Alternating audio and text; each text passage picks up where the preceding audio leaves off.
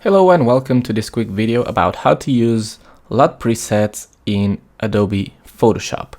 Photoshop supports LUT presets since version CS6, and you can use them using the color lookup adjustment.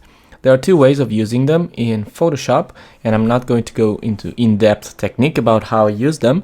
I'm going to do that on a separate video, but in this video I'm going to show you how to use them using the adjustment. The first option you have is going to the menu Image and to Adjustments. So let me first select the image, and if I go to Image, Adjustments, here you can see the color lookup. When you open it, you will see this panel, and using the first drop-down, you can load a 3D LUT.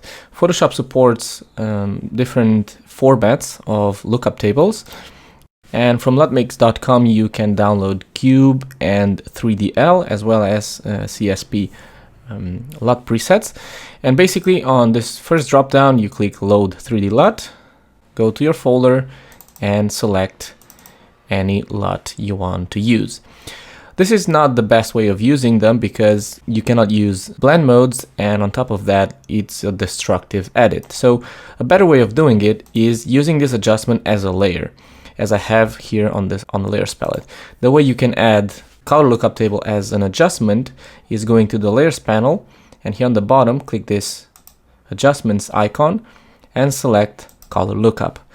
The same dialog opens, the same panel. Click this drop down, load 3D LUT, and locate your LUT file. If you want to see your LUTs here on this list, as you can see I have here, what you have to do is copy the 3DL or .cube files into a specific folder. I'm using a Mac, so what I have to do is go to the Applications folder, locate Adobe Photoshop, and look for the Presets folder. Open that folder, and here you will find the 3D LUTs folder. So all you need to do is copy those LUT files into this folder. You can see here I have the .cube and 3DL files as well as .look files. So Photoshop supports these formats. If you're on Windows, you have to locate the folder where you installed Photoshop and then drop those files, copy them in there, and then you have to reset Photoshop, restart Photoshop in order to see them on this list.